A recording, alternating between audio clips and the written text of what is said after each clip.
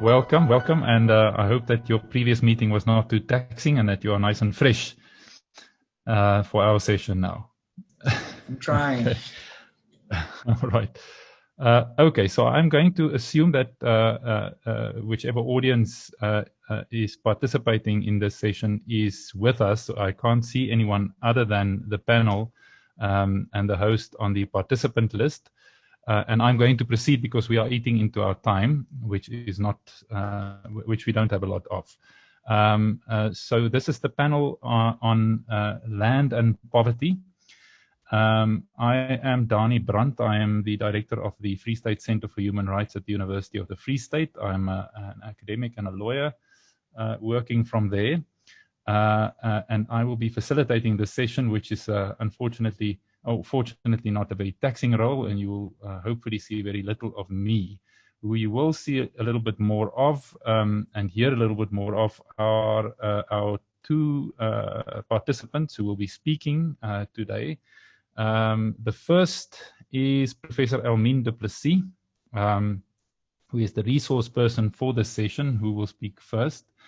Now, Elmine is an associate professor at the Faculty of Law of the Northwest University, but I think most of us know her as someone who is not afraid to stick her head in a hornet's nest because she is a burgeoning public intellectual, if she doesn't object to being labeled as such, and participates regularly in public debates in the press on some of our country's most contentious issues, specifically land reform and the whole currently still ongoing issue of the amendment of the Constitution with respect to property.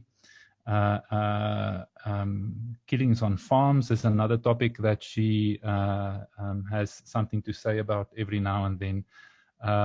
So she is a person who, for that and many other reasons, is eminently qualified to speak today on the topic of land and poverty and the links between those two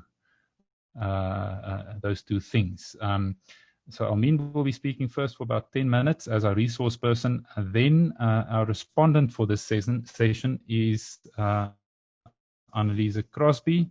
Anneliese Crosby is the head of land affairs at the largest farmers association, agricultural association in South Africa, Agri-SA, that at last count, Anneliese represents about 70,000 farmers in the country, by far the majority of commercial farmers in the country at least. Anneliese is a lawyer by background.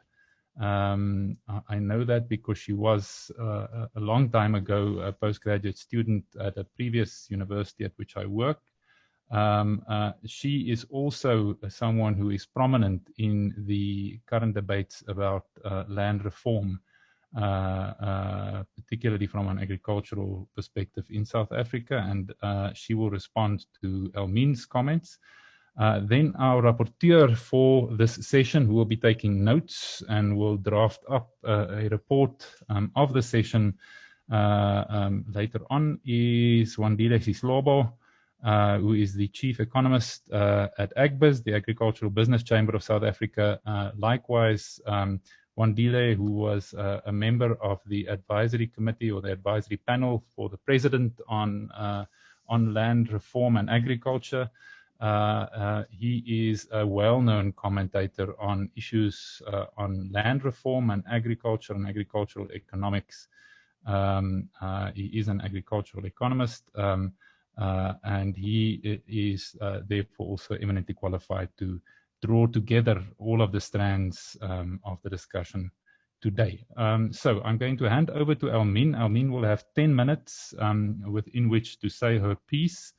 Elmine, as we discussed before, I'll use the comment function to indicate to you when you have 2 minutes left, and then please don't ignore me when your time is up and you have to hand over to Anneliese.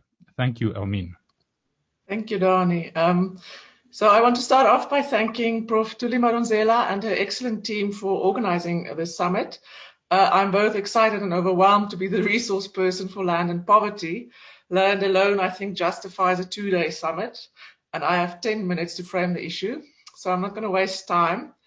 But I would like to frame the issue, or some of the issues in land, that specifically speaks to Sustainable Development Goal 1 and 2, and to social justice. So those are the 3 things that I'm framing it in. And I also want to put a caveat in the beginning. So I'm only going to focus, or mostly going to focus on rural land. And for that reason, we're going to speak a lot about agriculture. Because the time does not really permit for us to go into urban issues or to speak about the connection between the urban and rural. But still, I think one should not lose sight of the fact that that is also important and that is also worth a topic. To focus and frame the discussion, so the academic in me always feels that we have to get clarity on what we mean with certain concepts. So I'm going to start with some of the Sustainable Development Goals. Goal 1 is about ending poverty in all its forms, and that goal focuses specifically on equal rights to economic resources as well as basic services, ownership and control over land and other forms of property, natural resources included, and financial services. While goal 2 is about ending hunger, achieving food security and improved nutrition, promoting sustainable agriculture. Doubling agriculture is one of the goals, productivities and income of small-scale farm producers, which is an interesting focus, family farmers, pastoralists and fishers through equal access to land and other productive resources and inputs. So the what we call often the value chain, also knowledge, financial services, etc. So this goal gives us much to talk about as well in terms of the agricultural sector. So I just want to pause here and make a comment or two about food security, because that also links with social justice and COVID. Nationally, South Africa is food secure, so we are classified as a food secure nation, but at household level, many households are food insecure. So it depends on where you live, whether you are food secure or not. Before COVID-19, almost 20% of households in South Africa have inadequate or severely inadequate access to food in 2017. So the argument is that involving these households in agricultural activities for subsistence farming, for instance, coupled with social grants, can play an important role in reducing the vulnerability to the hunger of rural and urban food insecure households. So I think that's important to remember. COVID, of course, worsened this problem, so we are even more, some households are even more food insecure, and I was shocked yesterday to read that the HSRC survey done showed that some townships, up to 66% of people there, did not have money to buy food, and in that sense they were food insecure. So in some areas it's really dire. So that links, of course, to social justice, because when we speak of social justice, we talk about just, fair and equitable redistribution of opportunities, resources and privileges and burdens in society. So it says that we should try and, benefit equally. Of course, we cannot be completely equal, but also the burdens in society must be spread equally. And in land reform, it is a strong focus about access to land and resources. I also just want to define what I talk about when I talk about land reform, because that can also be confusing at times. So when I talk about land reform, I refer to the legislative policy and other measures that government has to broaden access to land, to improve the security of tenure of people who are tenure insecure, and to restore the rights in land. So our 3 land reform programs. So this is perhaps a very limited view of land reform, but it's what my lawyer brain can do. And I also want to make it clear that in South Africa, the social justice imperative also comes with an obligation to address the history of inequality when it comes to land. So there's a strong historical connection in South Africa. Okay, so through all this, we have to navigate a policy direction. We ponder on questions such as what must land reform achieve? Do we want equitable access to resources for as many people as possible? Or do we also expect that those people that get the land must use the land productively? Do we want to ensure tenure security only? And suppose that there is acquisition and transfer of land involved from a private landowner to a beneficiary. How must the state acquire land? Are they going to do that through negotiated transfer or through expropriation? And of course, the question that we ask now is what compensation must be paid if the state expropriate? And that links on who must fund land reform. So these are, for me, all quite significant questions. They are vital questions as they frame the finer issues in which we work. But for the purposes of this summit, I think it's also important to discuss real solutions to specific problems. And I think we also need to make Wandile's job a bit easier to report back. So I'm going to look at a few issues that I think need urgent attention. So if we look at section 25.5 of the Constitution, it actually orders the state to ensure equitable access to natural resources, and that includes land. And this is the section, amongst others, that gives life to the land distribution program. In this program, we have mostly seen what's driven by policy, and in the past decade, the policy has been fairly vague, not really implemented consistently, and was often difficult to find specific policy. So important questions here are who must benefit from land reform? What land must be targeted? Should beneficiaries get leases or should they get ownership? And how will the state support the beneficiaries, if the state will support them at all? And here in this program, we need urgent policy direction. And I'm happy to report that there is some movement visible after recommendations of the President's Panel on Land Reform. We also have other policies that's just not been previously implemented that we have to ensure is implemented.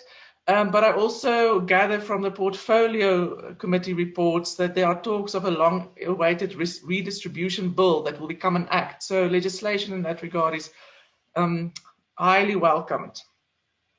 So if we talk about land redistribution, a recent example here is the 700,000 hectare that was in the news that was transferred from the state to, and where people can apply to have access to this land. I think it is a great vision. I think it's a great intention. It's a great idea. But unfortunately, again, there are quite a few problems in the implementation of this idea, because we have recently seen in the media, especially reports have surfaced that in the past few months, the land that was earmarked for this redistribution is already occupied, and they are often occupied by communities that live on it in terms of customary law, whose tenure is already insecure, or people who previously benefited from land reform and are farming successfully. So in some instances, there are talks of bribes and corruption, and I think this needs to urgently be addressed. So the idea is great, but when we come to the implementation, we often, there's a disconnect. So it's therefore essential and urgent in this respect that an audit be done to land in South Africa so that we can know who's on the land, and to ensure that the land is not taken away from people who have some form of right to be on the land, like beneficiaries and communities. So that's land redistribution. Land tenure is the other program in land reform, and that refers to people who live on land, but not as common law owners, so not as owners with title deeds. We can think here, for instance, of farm dwellers, people living on land in terms of customary law, labor tenants. These are the main groups in tenure reform program. So the aim in this program is to ensure that rights in land, that people get rights in land, that their rights in land are secured in order to reduce their vulnerability and to enable them to build sustainable communities and cities, and then eventually the country. And this is especially important for agriculture, because you need security of tenure if you want to do things on the land. It's also important for infrastructure building. It's important for resilience. It's very important for women's rights, so it ensures that they are not easily evicted or not left more vulnerable. And especially also, we lack a great deal of laws protecting communities living on land in terms of customary law. And in that regard, we recently saw quite a robust engagement in Parliament on the limited amendment of the Upgrading of Land Tenure Act, when actually we required a complete overhaul of the framework of securing the rights of people living on land in terms of customary law, or lived on land in terms of these permission to occupy. So these communities are especially vulnerable to being displaced, especially by mining companies. The role of traditional leaders are often in the spotlight here. There are allegations that traditional leaders facilitate such displacements of communities, which needs to be investigated. Communities themselves should have the power, as recent court cases confirmed, to make land use decisions about their land without the fear of being killed. So when it comes to agricultural land specifically, we have the Extension of Security of Tenure Act that needs to be properly implemented to ensure that farm workers are not unlawfully evicted, but also to facilitate possible ownership of housing on farms for farm workers, as the Act envisioned but was never implemented. But I think, and I will end here, the story of the labor tenants is perhaps a telling story of the gap between an adequate legislative framework, an enabling constitution, and the implementation of all of this. The Moelase case in the Constitutional Court that dealt with these labor tenants, along with many other cases that was heard and judgments of the Land Claims Court, has shown how time and again the department failed to implement or to provide information or to implement the plans and to finalize things. The courts had harsh words in many cases for the department and cost orders against the department.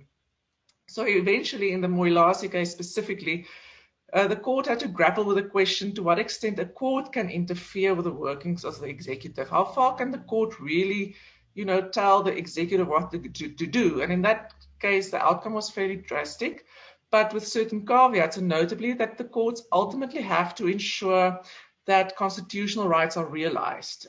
And that is what I regard our duty as citizens as well, that we participate in processes, that we give our input in policy, that we find solutions no matter how difficult and messy these conversations can be. Land reform needs to happen. It needs to happen within the rule of law. And we need the government for this, by providing support, by facilitating processes, or by promulgating supportive legislation. But in the event that the government does not fulfill their constitutional obligation, it is also our duty to hold them accountable in a myriad of ways that our democracy allows for. Thank you.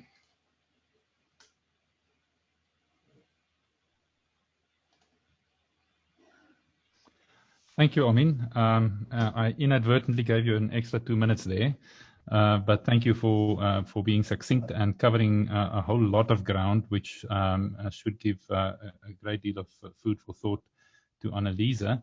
And if we can hand over to Anneliese for a response. Anneliese, please. Good afternoon, everybody. We were a little bit worried as the panel that there was nobody other than ourselves, but I see a few people have come in, so welcome. So if you look at, first of all, at the social development goals that Elmine has spoken to, and if you've studied the Presidential Advisory Panel's report on land reform, you would see that they touched on a number of social development aspects in that report. For example, the report talks to restoring human dignity and social justice by enabling and resourcing restitution, redistribution, and securing tenure in rural and peri-rural areas. It also talks to food security amongst the poor, and it advocates a comprehensive approach to land reform, emphasizing rural-urban linkages while addressing the unique territorial characteristics. So land reform in South Africa, and Elmine said that, the focus was on agricultural land reform. But I think it is important to acknowledge that the urban component of land reform is also very important, and that it is something that has been neglected even more than rural land reform. And that we probably have the biggest need for land, and particularly land for housing, in and around our urban areas and our towns and cities. So I'm very much in favor of having a holistic approach to land reform and looking at all the different elements, including the urban space. Now, what's also, I think, important is if one does take a holistic view, one needs to try and look at what possibilities the new technologies of the fourth industrial revolution may present us with. And, when we talk fourth industrial revolution and we talk agriculture and food production, concepts like precision farming, like urban farming, vertical farming, all come to the fore. And it's a very interesting idea that in the not so far future, we may not be needing so much land anymore to produce food. More and more technology enables us to produce food in smaller areas, to produce food in vertical structures, in all sorts of ways that we've never thought of before, which might open up land for other uses. We may not in future necessarily need so much land for agriculture as we did in the past. So that is something I think that it's a very, very interesting idea going forward. So we really need to start thinking holistically about food production, food security, farming, land tenure, and technology. And as the presidential panel report rightly said, there is a whole spectrum of land needs that need to be catered for. Everything from urban land for housing to land for subsistence farming, for smallholders, for medium farmers, all the way up to large-scale commercial farmers. And you can never have a one-size-fits-all solution to cater for all those different land needs. So you really need to have different programs that are targeted to these specific needs.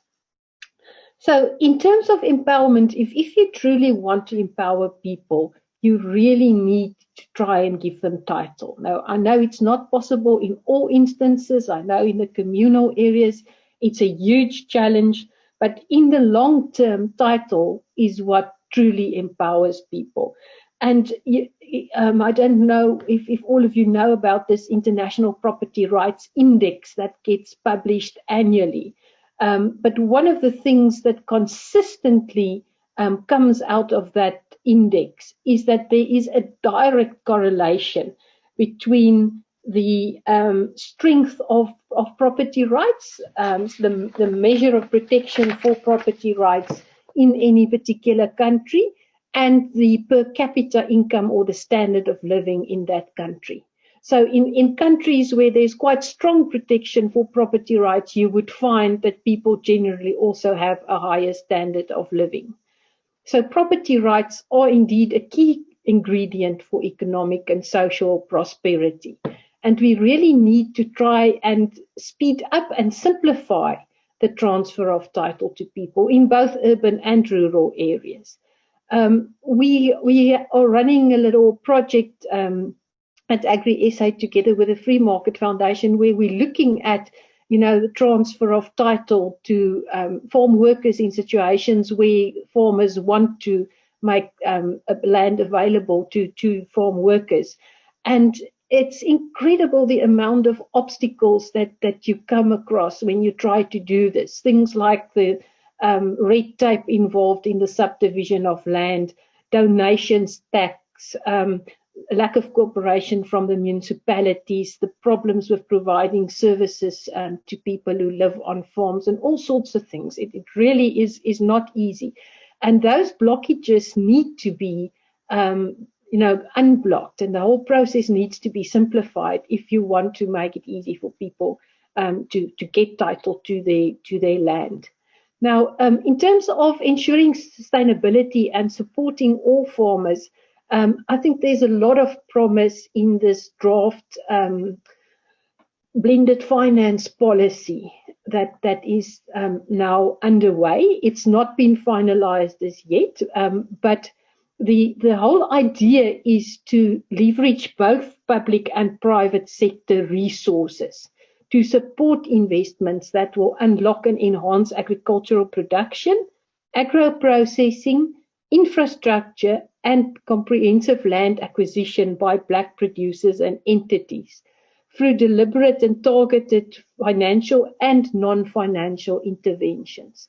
So, it's always been a struggle for Black farmers to get access to finance, whether it be finance for the acquisition of land or finance for actually producing on that land.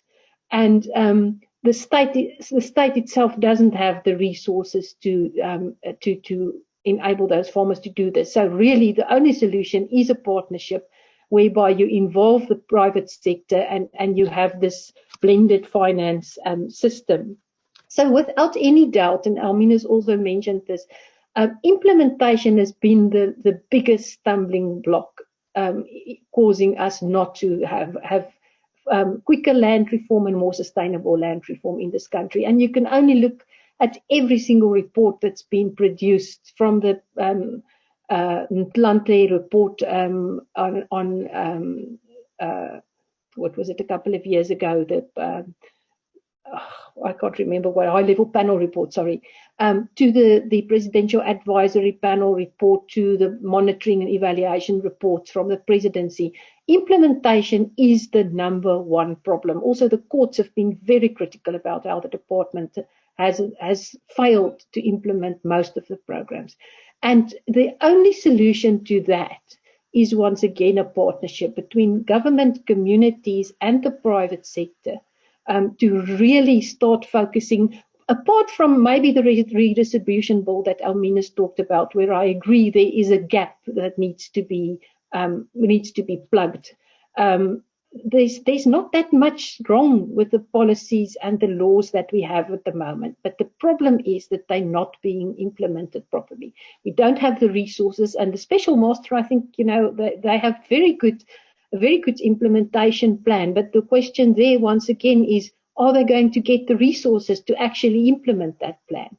So resources, the capability to implement is our number one problem, and that is what we really need to focus on collectively if we want to take land reform forward, and if we want to make an impact on poverty and food security as well. Thank you.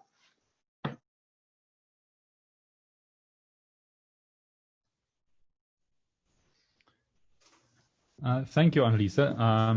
Also keeping well within your time. Thank you for that. So we have until 10 to 4 for a question and answer session now. And I see that our audience has grown somewhat, which makes me happy, because then we can have a good discussion. If I can ask, if you have a question to either Almin or to Annalisa, if you can please raise your hand with the raise hand button in the participants list, and then I can allow you to ask the question orally, or if you don't want to do that, you can also write your question in the comment box. So with Almin and Annalisa having treated us now to a nice overview, it's over to everyone else to earn their keep. Any questions?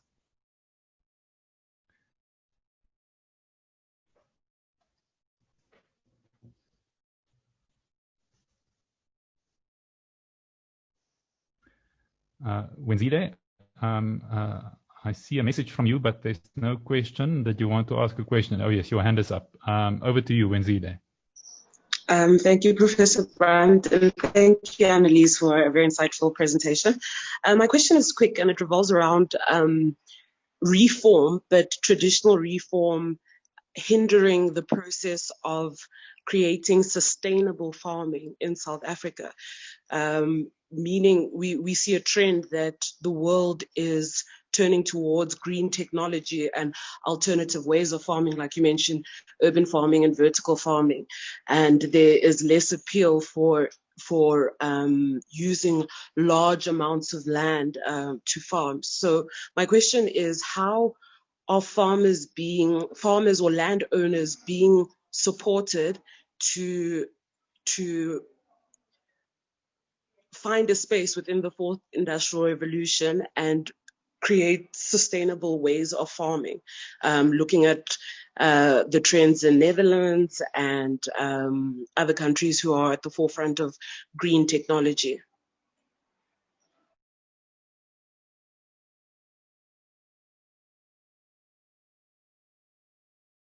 Thank you, Benzile.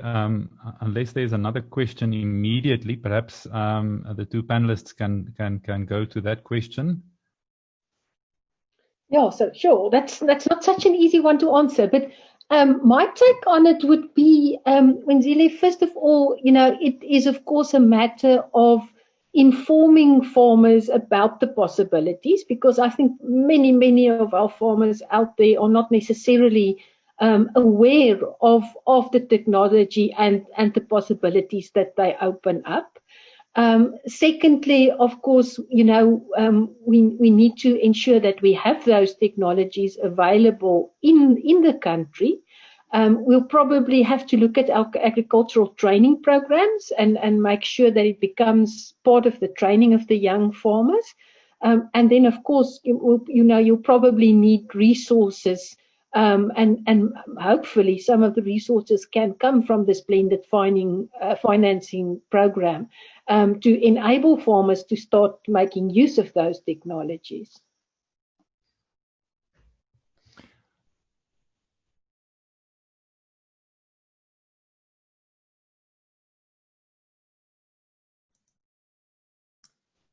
Professor, can I just speak onto this particular question that Wenzile is asking?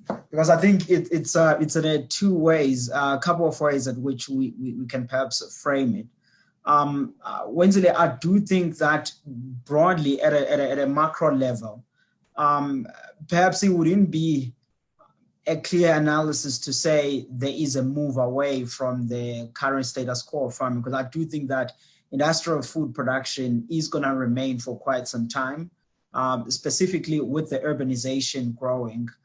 There are certain stuff of agriculture that people can do to vertical farming, but that's largely more on a horticultural vegetable stuff. That's where technologies are really able to push the boundaries to a large extent on that. But when you look at some of the basic commodities, corn, wheat, soybeans, and even on the meat side, there isn't really a large substitute on that, just globally now speaking. And you could see that from looking at the outputs of various agricultural commodities that come out. Many parts of the world, Netherlands included on that, United States and elsewhere. But the other thing I would add is to say, in as far as technology is concerned, I mean, this goes back also to the point that Anna was making.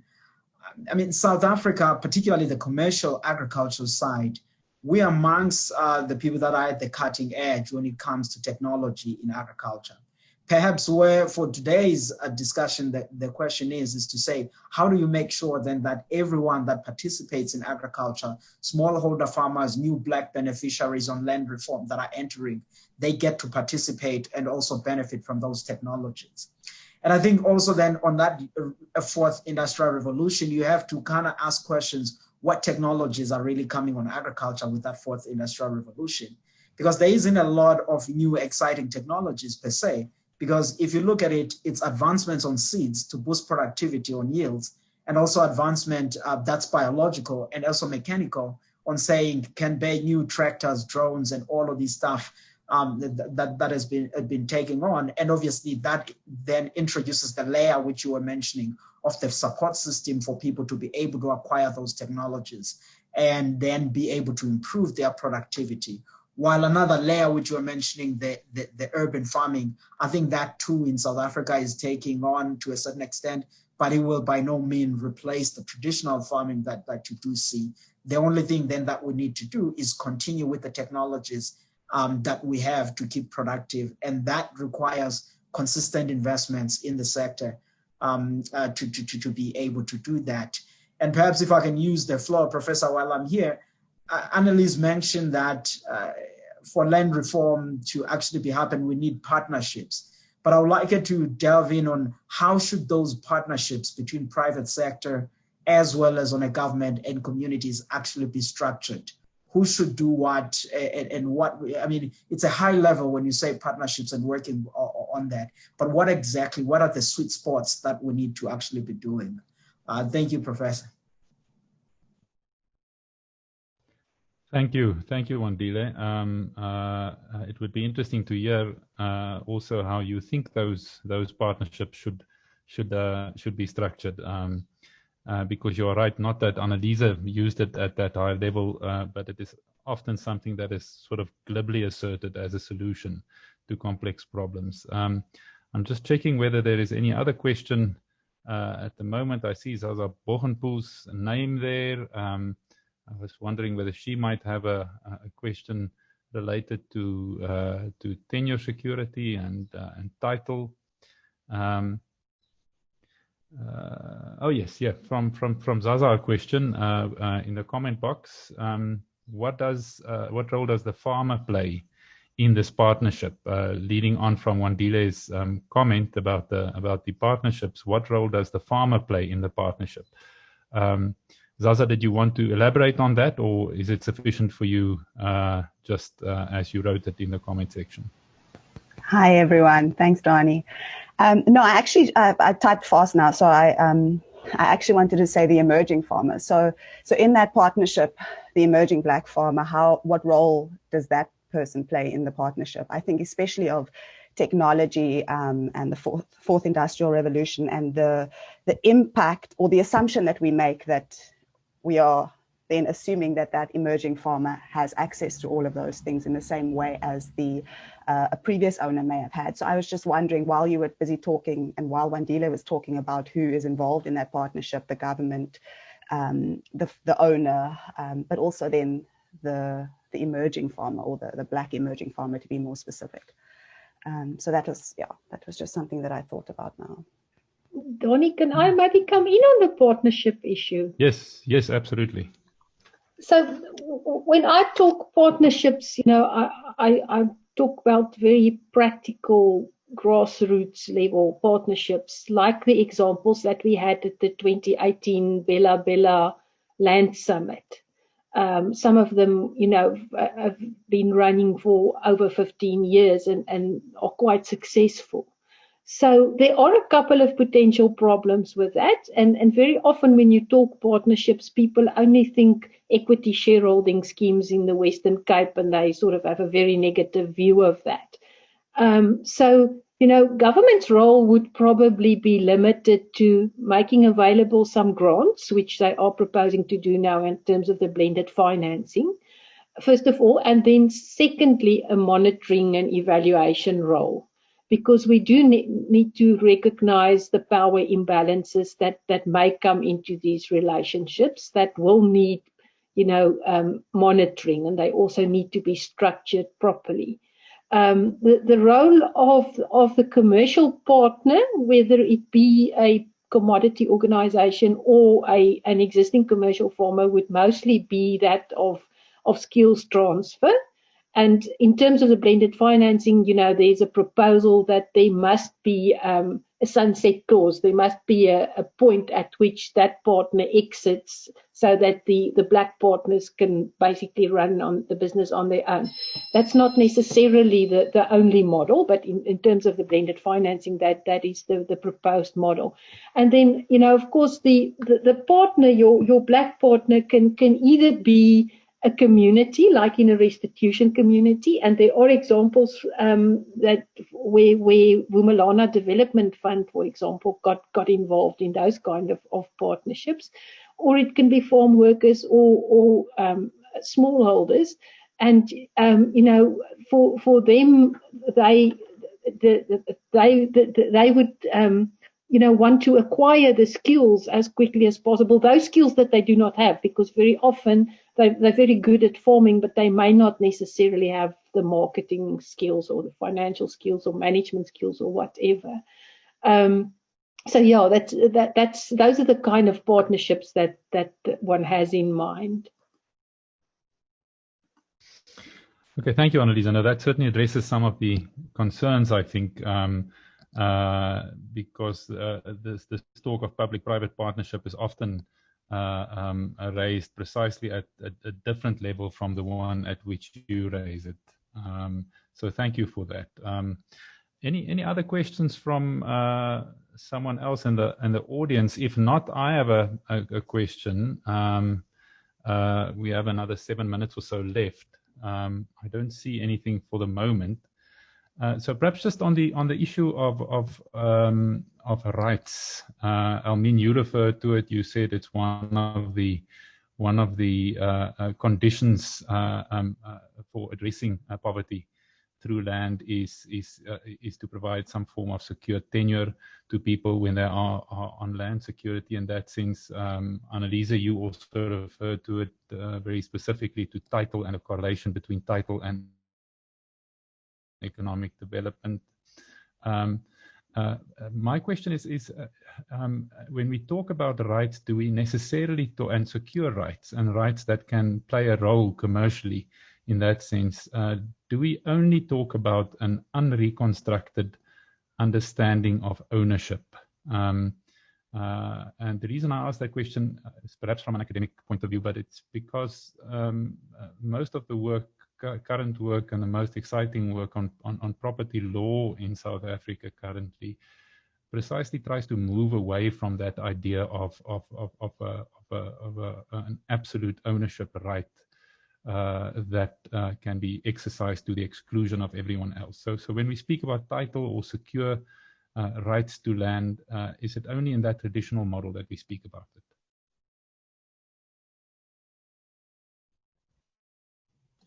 And anyone can respond. I will respond because, you know, it's one of my law nerd favorite questions, this one.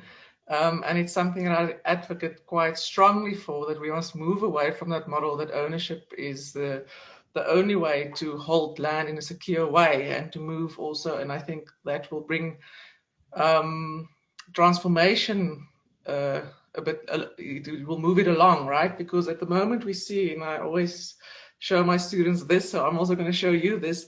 When we talk about rights in land, we always, and this is very much based on the common law notion and what we used during apartheid as well, with ownership there at the top and all other rights either depending on ownership or you know, are below ownership, if I can put it that way. So that means that when an owner's rights come in conflict, for instance, with the right of a farm worker, that ownership rights necessarily trump the rights of the farm worker, whatever right that might be. Well, I think if we flatten out that idea, that in some instances the right of a farm worker, or we've seen this quite a lot in to latch onto Annalisa's request to also bring in urban land not expropriation, in eviction law, where in some instances the rights of unlawful occupiers in buildings can trump or suspend, I don't want to say trump because it's not indefinitely trump as we know, but suspend the rights of the owner until there's a just outcome for everybody. And I think we need to rethink that, and especially in terms of customary law rights, that you cannot really put into title and into the common law notion of ownership as we know it. So it's impossible in a sense to ensure that, unless you want to break up the community and all the things that's a very long, complex conversation, but to strengthen the rights of people living on the land, that in some instances, when it's just, and when it deals with the issues that we are talking about here, that those rights can suspend the ownership from enforcing his ownership rights. Again, I think eviction is a good example here, but and once we move to flatten out it like that, I think it will actually speed up some of the issues that we have if we talk about the private relationship. So yes, it's definitely a topic of mine. I don't want to be too academic about it, but I think it's important that we rethink how we see rights. I know people often also say that, you know, rights can be limited, ownership can be limited, as we know, and that there must be social considerations that also limit ownership rights. I know people also get very scared when one says that because of the idea of social considerations, socialism, communism. That's normally the line of thought. But again, I think in this case, something like the eviction law comes in as quite a good analogy that when it's not just and equitable to evict somebody, the ownership cannot enforce their rights. And I think that needs to happen in many other property relationships. Annalisa, yes. And Yeah, yours so will be the last word then. Yeah. No, I mean, I agree with. I mean, what she's really talking about is a balancing of rights. But there is another element to this, and that is the economic empowerment. Because if you want to economically empower people, those rights must be transferable, and you must be able to use them as collateral. So, then if you want to look at a different system, you really need an overhaul of the whole system, because then you need the banking sector, for example, to recognize certain rights other than title to be acceptable as collateral. So there's the balancing of the rights is one thing, but the economic empowerment that goes with secure rights is something different. Yeah, and that is the sticking point, and I suppose it is a fitting point on which to conclude, because it does confront us to some extent with the magnitude of the task that faces us, because you're talking about a complete overhaul, and perhaps that is what is eventually required. But our time is up now, so it remains for me to say thank you very much to our two presenters, Elmien and Annalisa. You certainly managed in a very structured fashion to cover a whole deal of ground in the short time available to you, and at the same time managed really to speak to each other so that it is possible to get a coherent view emerging from, or set of views emerging from the discussion. So thank you very much for that. Thank you also for Wandile for your contribution and for listening and making the notes, and for everyone else who sat in and made comments. I will try my best in the session that follows now, the report back session, to accurately reflect the gist of the discussion to the broader group. Thank you very much and good afternoon. Thank you, Dani, and thank you, everybody. Bye. Thanks. Bye-bye. Thanks, Dani. Thanks, everyone. Bye.